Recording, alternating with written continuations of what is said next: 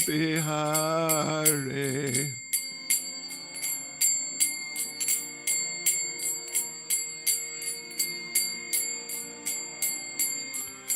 Jaya Radha Madhava Kunja Bihare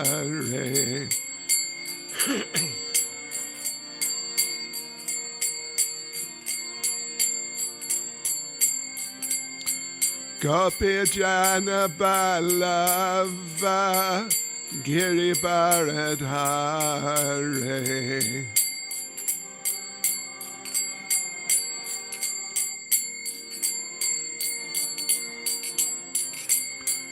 Gopi Jana Balava Giri Baradhare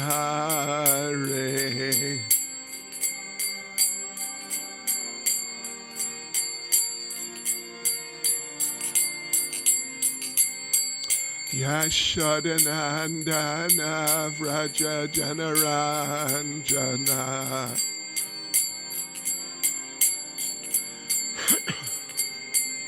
Yashodanandana Vraja Janaranjana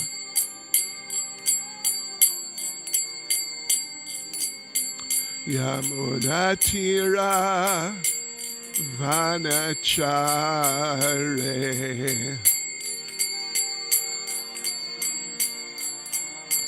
Yamunatira Vanachare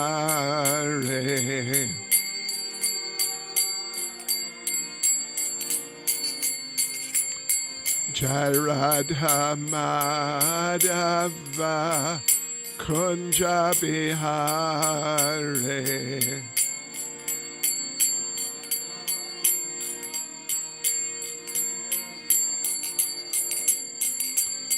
Jairadha Madhava Kunja Bihare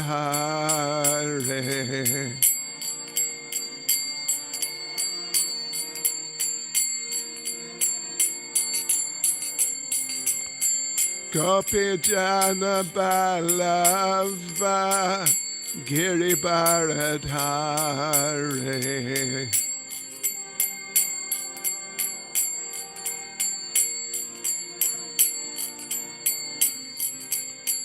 Gopi Jana Balava Giri Baradhare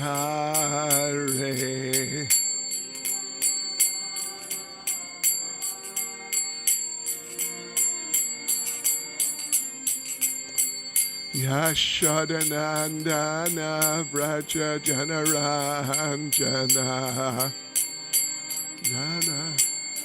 Janaranjana Yashodanandana Vraja Janaranjana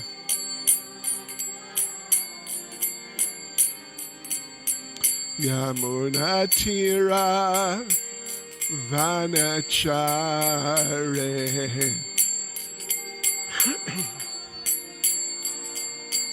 Yamunatira Vanachare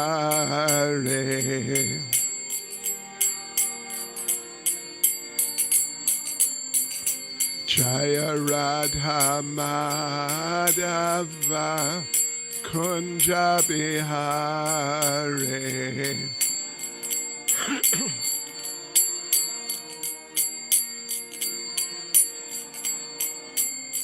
Jaya Radha Madhava Kunja Bihare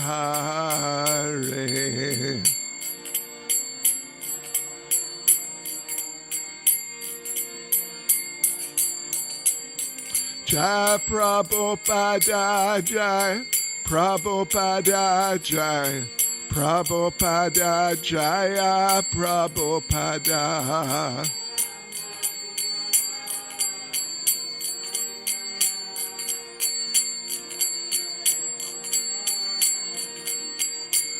Jai Prabhupada Jai Prabhupada Prabhupada Jaya Prabhupada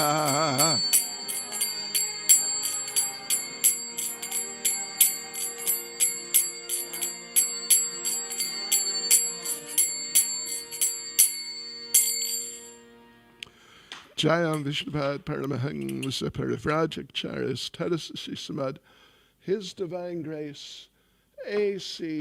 Bhaktivedanta Swami, Srila Prabhupada Ki, ISKCON Svandracharya Srila Prabhupada Ki, Grantaraj Srimad Bhagavatam Ki, Sri Sri Radha Radhanath Ki, Sri Giri Govardhan Ki, Sri Caitanya Mahaprabhu Ki, Sankirtan Yagya Ki, Gaur Premanande.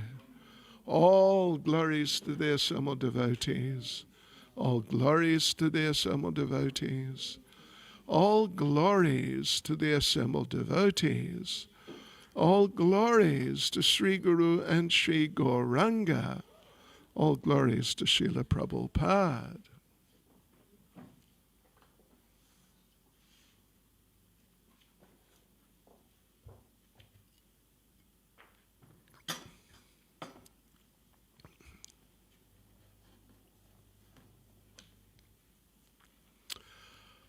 Om Namo Bhagavate Vasudevaya.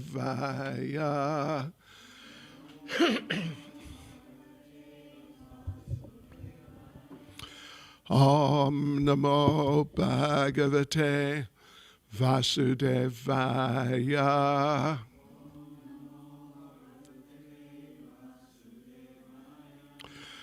Om Namo Bhagavate Vasudevaya.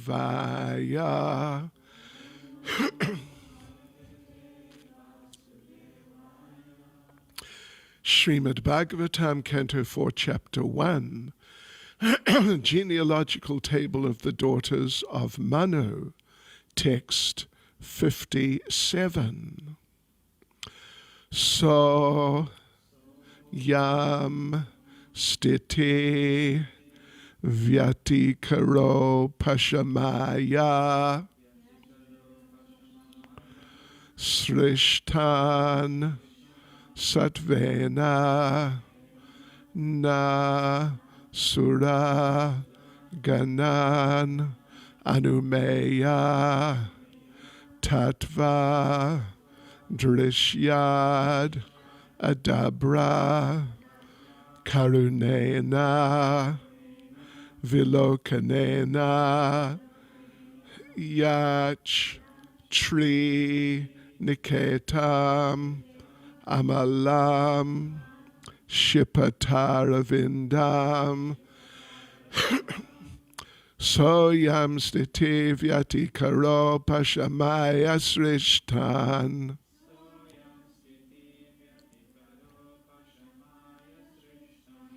Satvena Nasuraganan Anumeya Tattva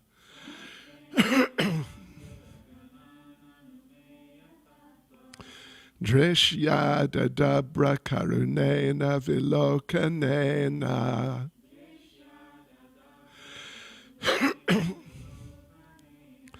Yachtri Niketam Amalam Shipatara Vindam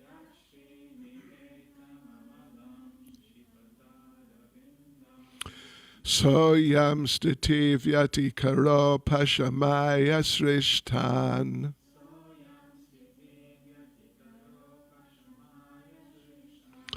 Satvena Nasuraganan Anumeya Tattva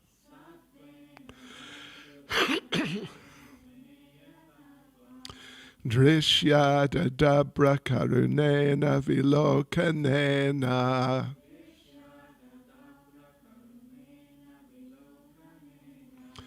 Yachtri Niketam Amalam Shipatara Vindam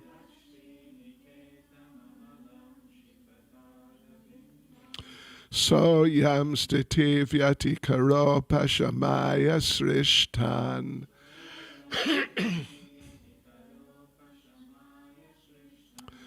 Satvena Nasuraganan Anumeya Tattva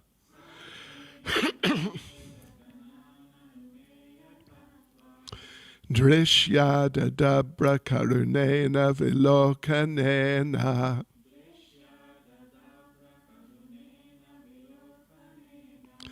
Yachtriniketam amalam shipatara vindam.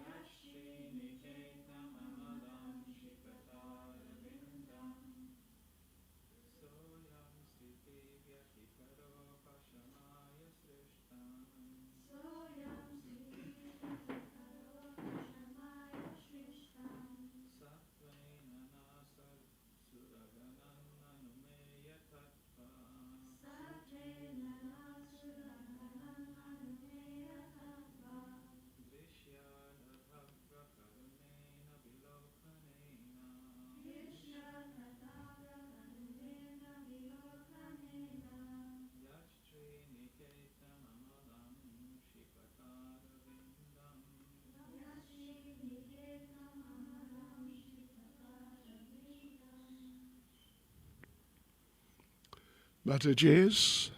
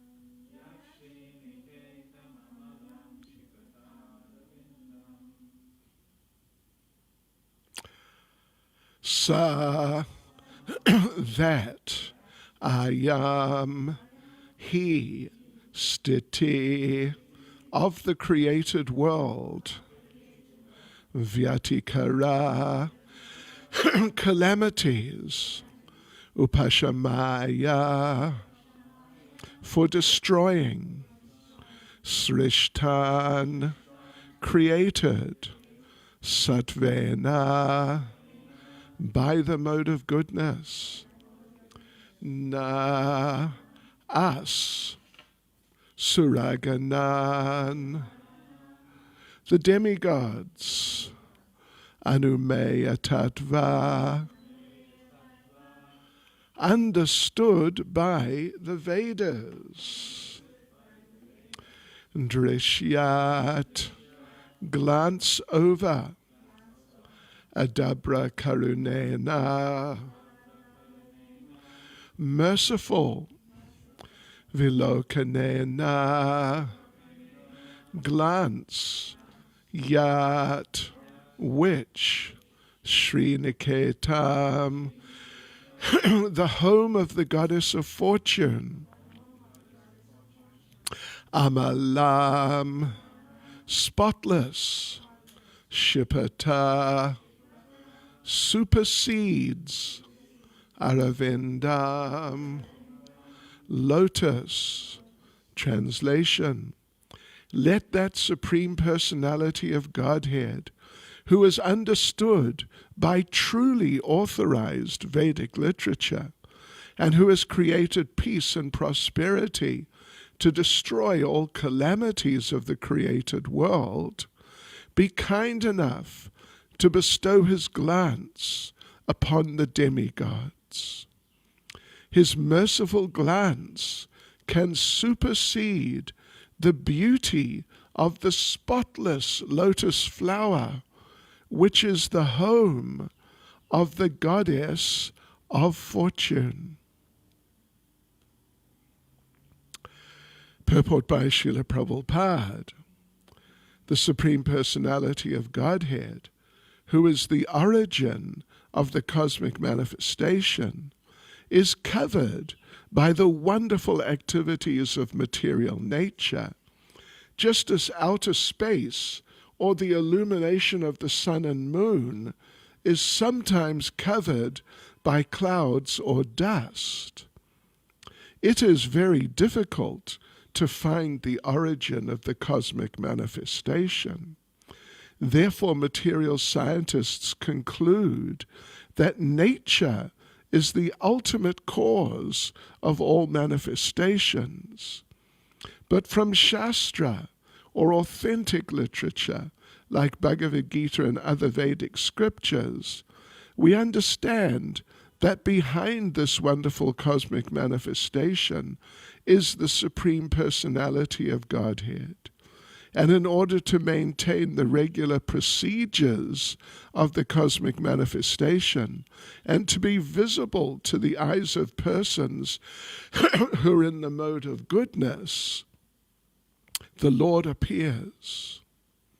He is the cause of the creation and dissolution of the cosmic manifestation. The demigods therefore prayed for his merciful glance upon them in order to be blessed. So yamstati vyatikaro pashamaya srishtan satvena nasuragana nanumeya tatva drishyada dabra karunena velokanena yachtri niketam amalam shipatara vindam. Let that Supreme Personality of Godhead, who is understood by truly authorized Vedic literature, and who has created peace and prosperity to destroy all calamities of the created world, be kind enough to bestow his glance upon the demigods. His merciful glance can supersede the beauty of the spotless lotus flower, which is the home of the goddess of fortune. Nama Om Vishnupadaya Krishna Presta Bhutale Shrimati Bhaktivedanta Swaminiti Namane Namaste Saraswati Deve Gauravani Pracharne Nirvishesha Shunyavadi Pastya Chadeshatarne Sri Krishna Caitanya Prabhu Nityananda Shri Advaita Gadadhar Shivasadi Gaura Bhaktavrinda Hare Krishna Krishna Krishna Hare Hare Hare Rama Rama Rama Hare Hare Vanchkalpatarubhyascha Kripa Sindhubhya eva cha Patitanam Pavanebhyo Vaishnavebhyo Namo Namaha. Srila Prabhupada Ki Jai. Yes, so praying for mercy upon the demigods. And who is praying? The demigods. Well, if no one else is going to pray for you, you might as well pray for yourself. Anyway, others may also pray for you, but it is part of the process of prayer, one of the 9 fundamental devotional processes. It is part of it. It's an accepted part of it to pray for yourself in Krishna consciousness. To pray for yourself for your benefit in Krishna consciousness. It is accepted, it is acceptable. So on a certain level, sounds slightly unusual, but on another level, it's acceptable, it's okay. So, yes. So it's the demigods praying for mercy from the Supreme Personality of Godhead. They want that he would be kind enough to bestow his glance upon them, because his glance is just so totally exceptional that just his glance can, the word is shipata, which is translated here as supersedes. So yes, supersedes.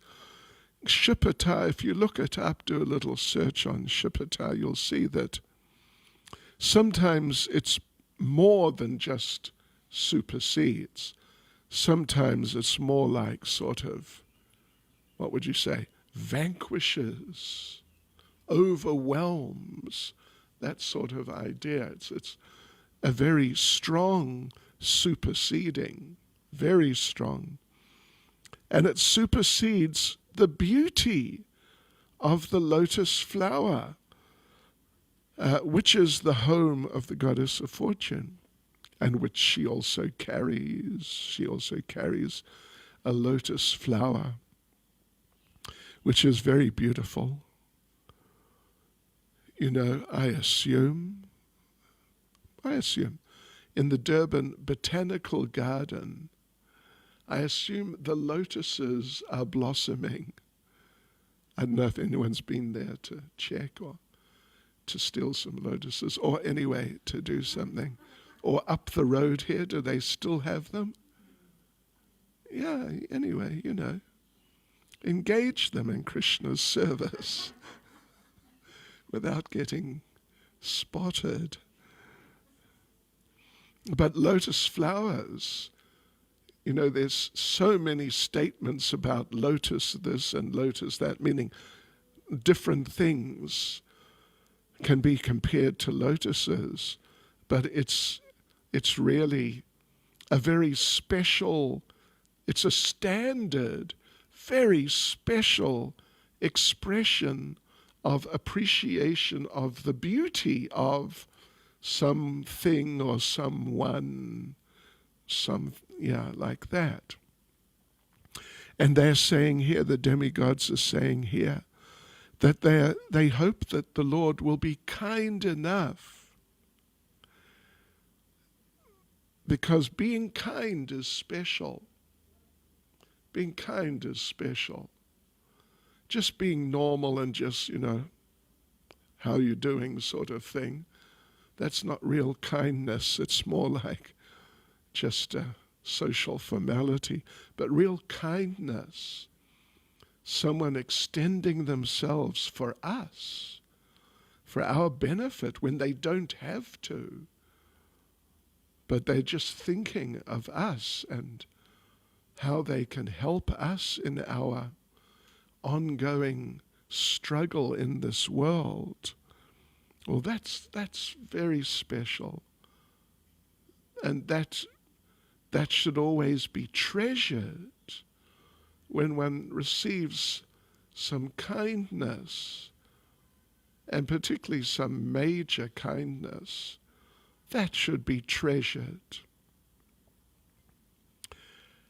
And if he's kind enough to glance, just his glance supersedes or vanquishes or overwhelms, or is just, you know, does away with the beauty of the spotless lotus flower, which is the home of the goddess of fortune, means that glance is very special. That glance is just something really incredible. You know, sometimes we do our little demonstration of glancing. We will not do it, don't worry. Please don't worry. But yeah, glancing, these types of glances, it's just a glance. And what's a glance? Normally it's nothing in particular. But the glance of the Lord, it's so beautiful and uniquely special that it just makes the beauty of the lotus flower, which otherwise so many beautiful things are compared to in order to glorify their beauty. But the glance of the Lord, it's just makes the beauty of that spotless lotus flower just look, something, we could just say something ordinary, but it may even be something less than ordinary, just something not worthy of even considering. So the Supreme Personality of Godhead is such a person that his glance is like that. And if his glance is like that, what is his smile like? What are his gestures of mercy? What are his actual activities of mercy like? If it's just his glance is so super extraordinary, then so many other features of himself, which normally you would think supersede his glance, they must be just something, well, you can only say unique. It's just one of a kind in a class of their own, means of just such fantastic, and by our standards, never experienced and even inconceivable beauty and glory and mercy and kindness and all these auspicious and wonderful things. So, but the demigods are saying that, well, anyway, it's more Srila Prabhupada is saying, I guess, that the Supreme Personality of Godhead, he's so wonderful that if you're on the material platform and you can only perceive material things, you can only see material things, hear material sounds, touch material whatever things, and vibrate material sounds and hear them and all these types of things. He is such a person that he's beyond all of that. And because he's beyond all of that, then people become very deeply confused because they have an interest in such things. Many people have an interest in, what's supreme, what is the greatest, what is the best. But they're only capable of considering these types of questions in terms of their material experience. Beyond that, it just, when I was a child, I used to watch Doctor Who. Hare Krishna. I mean, when I was a child, a long time ago. And there was this little mobile, he had wheels, computer. And when something didn't make sense, he would just repeat, "It does not compute. It does not compute." So for the materialists, it just does not compute.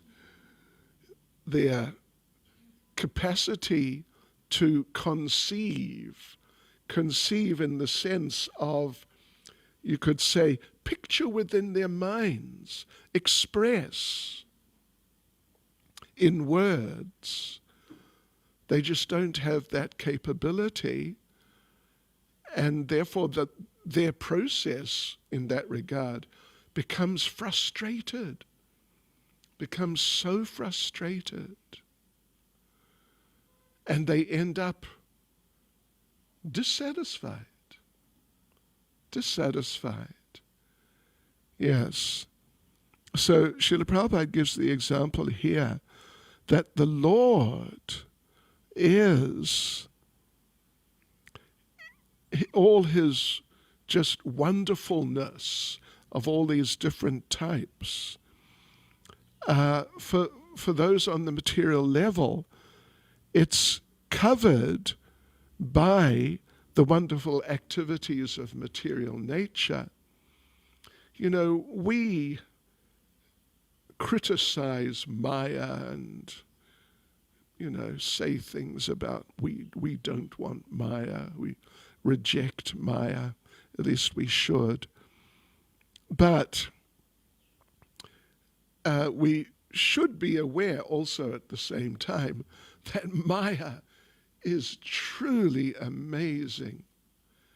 Maya is just so amazing, the material nature and its capabilities of manifesting extraordinary things which, in this context, obscure our vision of the Supreme Personality of Godhead, our vision, our understanding. Maya's capability in that regard is truly amazing.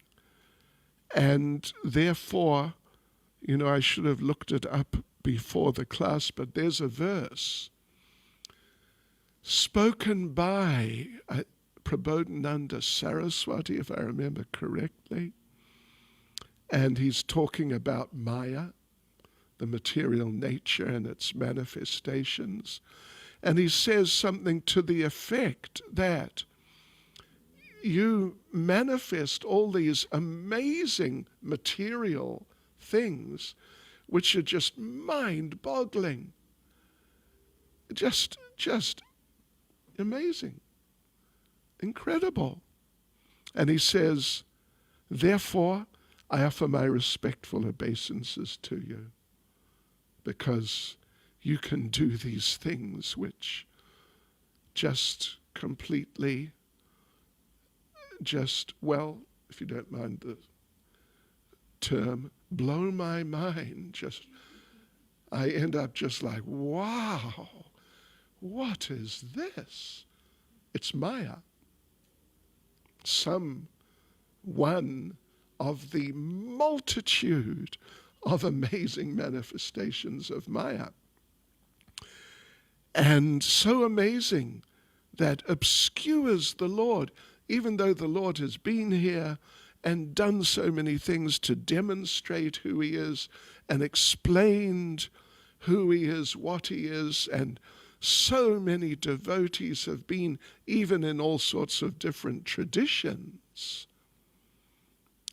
Not just devotees in Krishna consciousness, but even though so much hard work has been done to present the Lord, including by himself and by others, but despite that, and it's still going on to this day, the vast majority of people just miss the point, and practically all the points, just by miles, and they end up in just some state of foolish misconception. So therefore, observing this, Prabodhananda Saraswati says, I offer my obeisances to you, Maya. You are just astounding. And even in Lord Krishna's pastime, very famous pastime of the killing of the Aghasura demon in the form of a gigantic snake, Prabhupada notes, the Bhagavatam notes, and there's even a painting, a picture in the Bhagavatam and or the Krishna books, as of the scene as the cowherd boys are literally dancing into the mouth of Aghasura,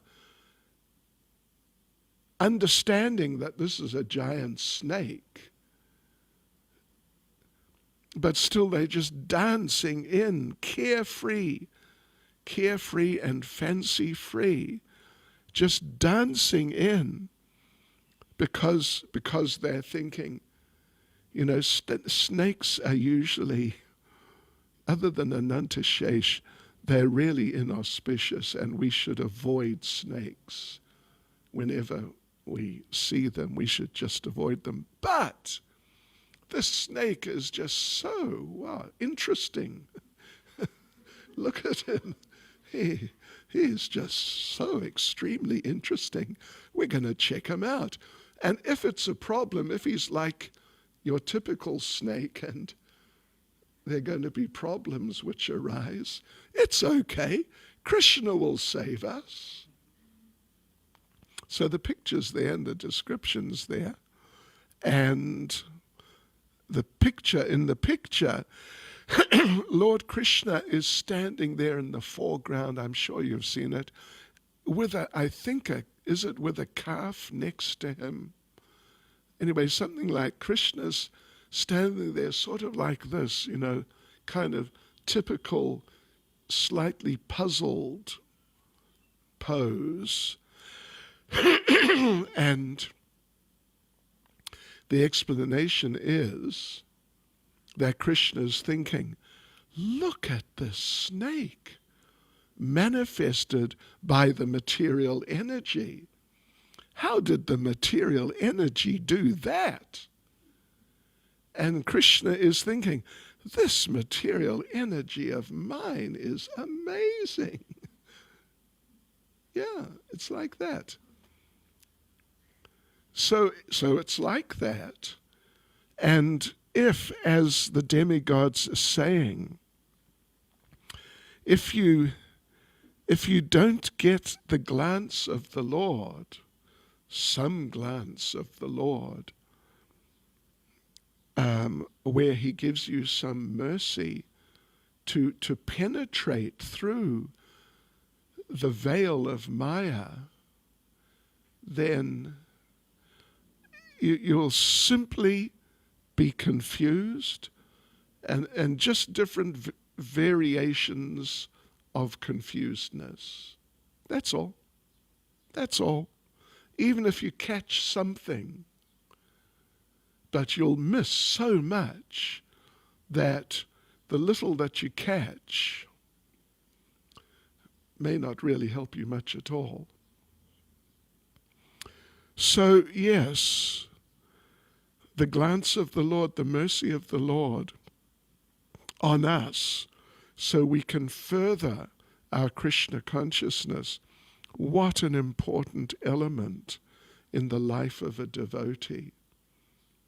Therefore, devotees, one of the main activities of devotees is to pray for the Lord's mercy on themselves in Krishna consciousness. Not, just some sort of material facility, unless, of course, it really seems to be helpful for Krishna consciousness, but otherwise, it's an important part. Prayer, in Nectar of Devotion, different types of prayers are described. Amongst the 64, not just 9 processes, but the 64 angas, or processes, of pure devotional service. Different types of prayers are there. One type of prayer is to repeat the prayers of the great devotees, because they are just so full of meaning and truth. And another type of prayer is you just make up your own prayer. Please help me, Krishna, in some way or other. In 1978, just after Prabhupada's disappearance, I was in the company of one of the new gurus, and we were driving around England doing preaching programs, and we broke down on the highway somehow. And we called the AA, and they came eventually, but only eventually. And this devotee, senior devotee who was sitting next to me, is just the two of us. And he said to me, you know, we're stuck here, but I'm not going to pray to Krishna to help us, because, no, that's selfish. We should pray. If we're going to pray to the Lord, we should pray to please him in some way or another, not to help us. And he sat there for a moment, and it was before electronic windows. He wound down the window, stuck his head out, and called out, Krishna, help!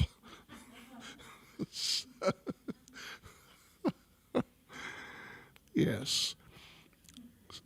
So the Lord, the mercy of the Lord, without the mercy of the Lord, the fog of material existence is just so thick that even if you catch something about the Lord, you'll miss so much that you'll be sort of, if not paralyzed, but you'll be kind of semi-paralyzed spiritually through not understanding what to do and what not to do.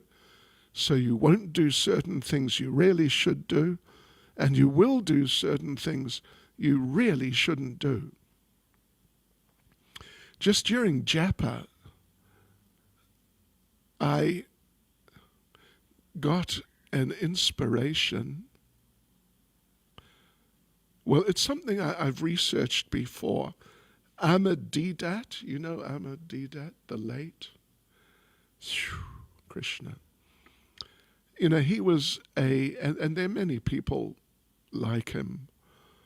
He was so dedicated in his way to God, Allah. But because he was still covered by the fog of Maya, he did some things he really shouldn't have done. You know, talk about willfully shooting yourself in the foot or just hitting yourself on the head with a hammer. You know, he was so envious of other traditions that I remember. I don't know if Swarup Damodar Prabhu ever saw, or Lakshminath Prabhu. When we would go on Harinam on West Street, on Grey Street, and then down West Street, occasionally that man would come out of his shop, which was around the corner on one of the streets, doing something, and he would see us coming toward him on the footpath on the same side of the road. And I saw it with my own eyes, this look of shock in his eyes. And he crossed the road really quickly. And then, we're going this way, he's going that way. And so he went on the other side of the road and put his fingers in his ears. Seriously, I saw it with my own eyes. And, he got something. It's not that he's got nothing. He's got something about the Lord. But talk about missing the point. Oh, Krishna, Krishna. It's just a terrible shame. And it indicates that the Lord was not pleased enough with him to make things clearer. That's what it means, really. He gave him some mercy, but then there was too much other stuff, and the Lord stepped back. Yeah. So we can pray like the demigods too. Because even though we've got something, Krishna's given us some mercy, more actually. He's given us some mercy, but more at least would be beneficial. More, I would say, more is required. More is required. We're only part way. We've only got a partial sort of delivery or whatever of the mercy. And one of, but because the Lord becomes visible to some devotees. The Lord has. And not just in a sort of philosophical sense we can understand how things are working by the Lord's plan, how in that sense. But he actually appears to some devotees and speaks and really gets directly involved in their lives. He is directly involved in our lives, but he hasn't come to the point yet where he feels that, all right, this ... put your name in there, has come to the point, has developed as a devotee to the point where I feel it would be appropriate to really just appear in front of them face to face.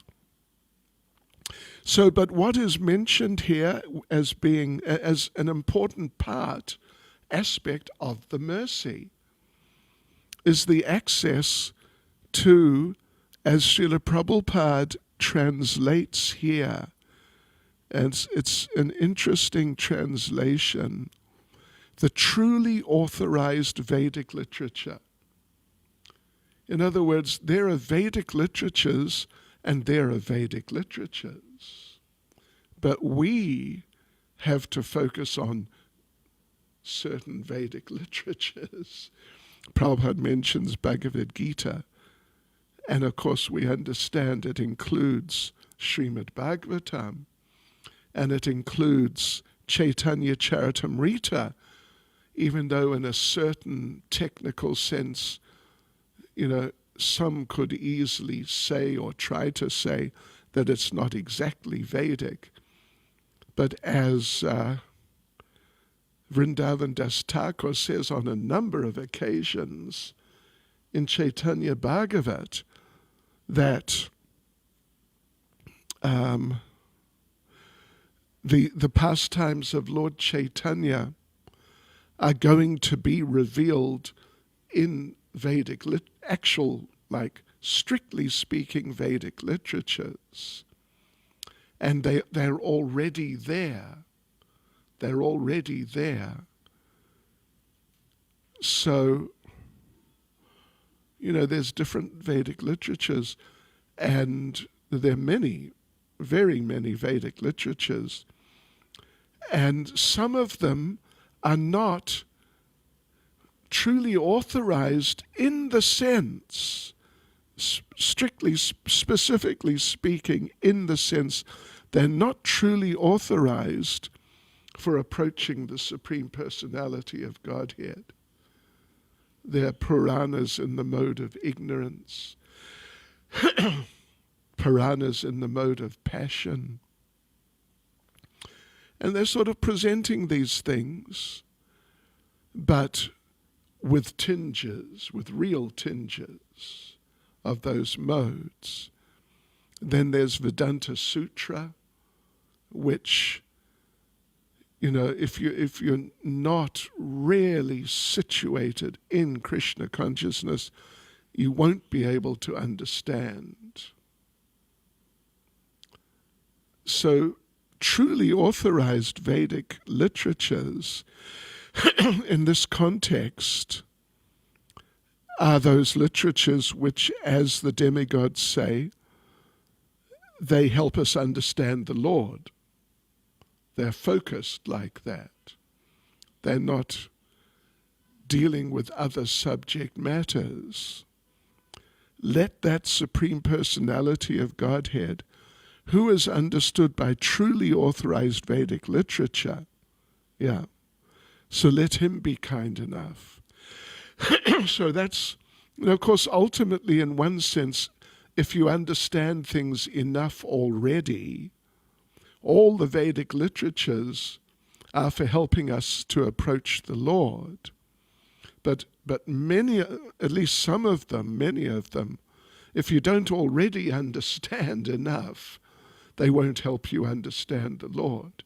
They'll give you some other understandings, like we should worship particular demigods as an example, or that the absolute truth should be approached as impersonal. So those ones, they're not in this sense authorized for revealing the Supreme Personality of Godhead to us. In fact, not so many are. Mainly Bhagavad Gita, Srimad Bhagavatam, and Caitanya Charitamrita. So let the Lord be kind enough to bestow his glance on us. So, because when we really get that glance, it will illuminate our lives so much that we'll be able to perfect our lives more or less on the spot. Hare Krishna. Srila Prabhupada Ki Jai. Any words of wisdom, comments, questions? Srip Damodar Prabhu, Lakshminath Prabhu.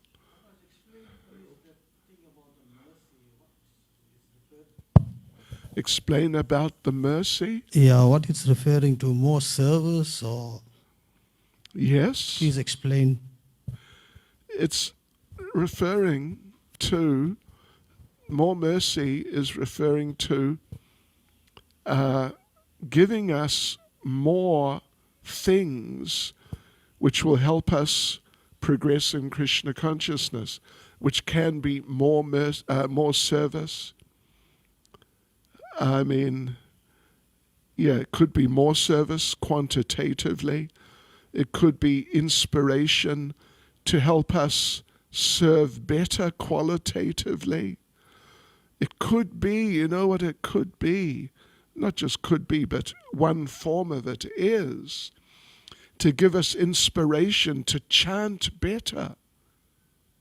To chant better.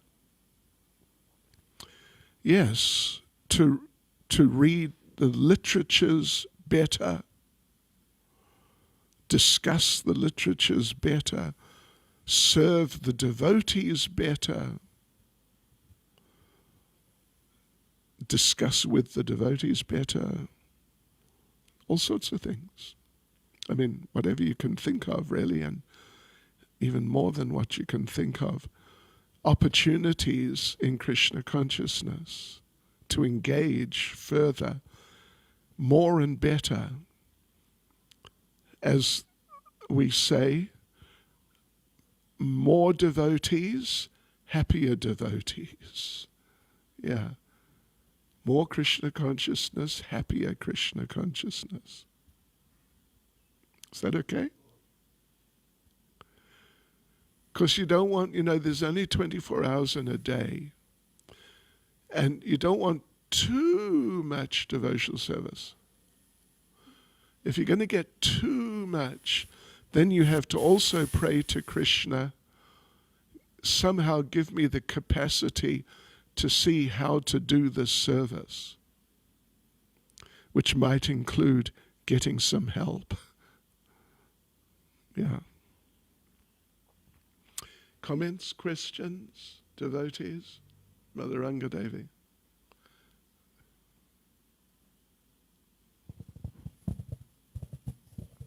Hare Krishna Maharaj. I was just wondering, there's many people like Ahmadi there who basically don't accept other philosophies or religions.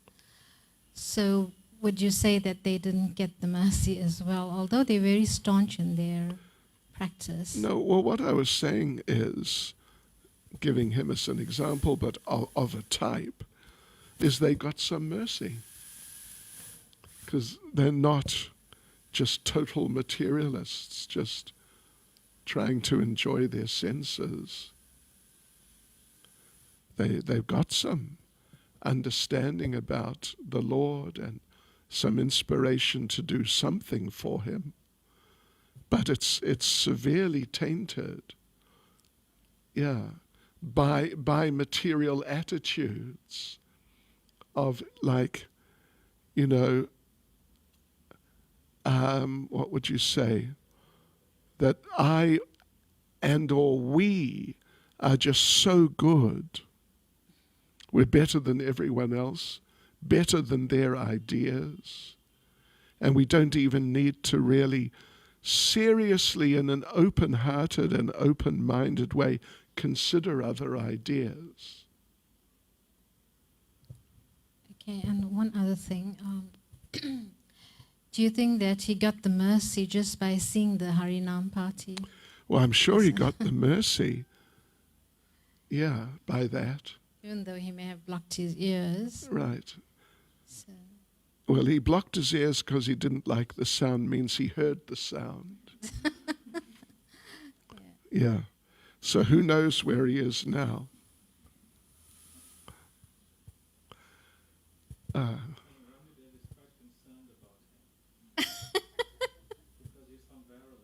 Oh, he's from really? Kerala. Well, I didn't even know that. Oh, he's from, what's the name of the road I saw? Tranine Road or something? I didn't know that. Yeah. 9 or 10 years, he had a stroke. Did he? Really? Oh, that's interesting. I didn't know that. Yes. Yes. Yes.